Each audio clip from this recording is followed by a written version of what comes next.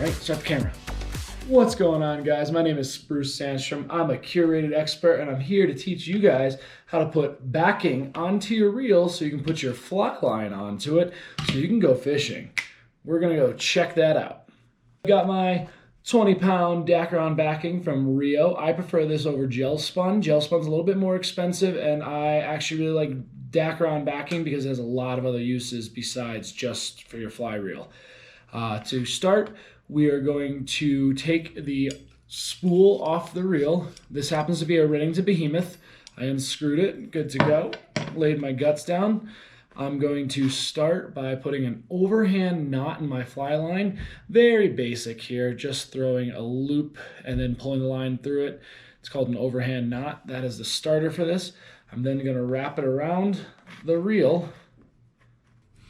I'm going to come around the backside of that line. Make another overhand knot. Make sure I've got enough that I don't tie on the other knot that I tied on, because that would make it challenging. And I pass it back through. I've got both knots right there. All right, and this is where the magic happens. You pull tight, and the arbor knot's locked in and seated. I'm gonna come in here and trim out this little piece of thread, AKA backing. Trim that guy out. All nice and tight. That line's not going anywhere. So when I have a real big fish come out of nowhere and take all my line and I'm down to my backing, I know that this isn't going to go anywhere. This is secure. I am pulling on this rather tight. And now starts the fun process of reeling this all onto the spool. Put my reel back in here. Make sure my line is on the correct side of my line guard. Screw that guy in. And then here comes the fun. You want to make sure you're reeling it on the correct way too, as I almost just started reeling it incorrectly. I'm a left-hand retrieve, so I want to make sure I'm working with my drag, not against it, to reel my line in. This is going to take a process. This Remington Behemoth holds quite a bit of line. I want to say I'm going to say it probably holds 200 to 250 yards of backing. You'll find that on the reel specs. You can go onto the website of the manufacturer and find out how much backing you need. Just remember, not all of them are calibrated for what fly line you're putting them on. So I'm putting on a pretty fat, stout, salmon style line onto my reel right now. So I'm only going to load on about 200 yards of backing to help accommodate for the extra space that the line needs. And we're starting. Now a trick I like to use is I like to take a pen or a screwdriver and I'll stick it through my backing spool. Stick it through the backing spool.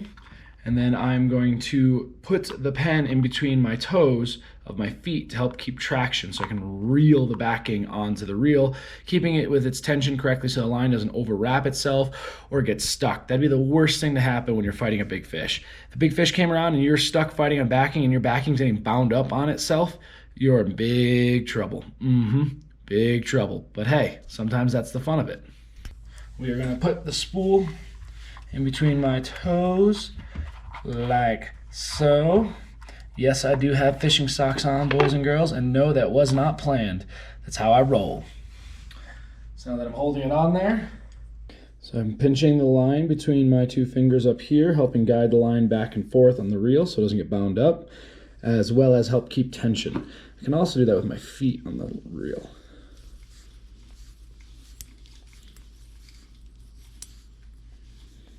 Holding my feet, holding my hands. As we reel it on there, you can see my finger guiding it back and forth. So our backing is now on our reel. You can see it's on there evenly. It's ready to have some fly line attached. Some of you may be asking questions about why we need backing. Well, backing's there for two purposes. One, if you catch a really big fish and it takes all your fly line, you've got backup space, aka backing. The other thing is that it takes up space in the reel, allowing your fly line to be more relaxed. What I mean by more relaxed is it has less memory to it. Fly line is made of materials that has a memory to it. It'll hold its shape. If it's on a reel and it's too small of a reel, you're gonna have lots of coils. It's gonna make casting difficult. It'll make presentations to really sneaky fish difficult because the line's gonna be having to fight these curls going through your guides as you cast. So putting backing to your fly line, there's two schools of thought here. Some people like to use the loop to loop, which on 99% of all fly lines is a loop installed on the back of your fly line. You just need to put a loop into your backing so you can attach them. Typically with freshwater lines, it's okay to use loop to loop very much because you might be changing your lines out. You're not gonna be getting to your backing as much. Let's say if you're a saltwater fisherman and you're chasing bonefish and tarpon, you're going to want to use a nail knot. That nail knot is going to go through the eyes of the guides a lot better on the fly rod and not get hung up as much, allowing you to fight the fish more appropriately and get stuff done. For this instance, we're just going to do a quick loop to loop. So I've pulled off a sizable chunk of backing. I'm going to pinch the backing with my two fingers back here, take the bite, which is the end of the loop we're making. It's going to go around it. And then I'm going to pull it back through. And you want to make this as big as possible. I know that sounds a little redundant in the fly world and a little against it, but the bigger the loop, the easier for the next process is going to be. So now I'm going to clip off my tag end and attach my fly line to it. Here's my fly line. There's the loop of my fly line. There's the loop of my backing. I'm going to go through this loop, but here's the things that are a little tricky. Got to remember it's got to go around the reel. Bang-a-rang. Pull tight. Got a nice loop there, no dog ear going on. And then just like how you put the fly line on the reel, you're gonna do this, just like how you put the backing on the reel, excuse me, you're gonna put the fly line on the reel as well.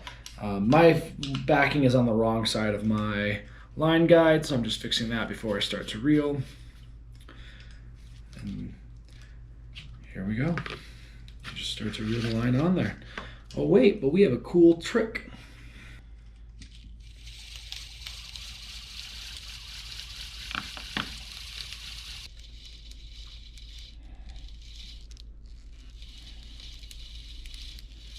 Well, there you go. We're all done. Line's on the reel. I even got a leader on this guy. We are good to go fishing. As you can see, I'm on a kind of an even line across it here. I left this much space because I'm going to be using this line with shooting heads at some point. So I want to make sure I've got some extra space in there to make sure I can get the shooting head on the reel. But if you did everything right, it's going to come out looking very similar to this. Very smooth across the board, your backing neatly stacked on there. This is going to allow you to be as sneaky as possible, make the best presentations, and guess what? Now you got something to reel a fish in with. See you guys later.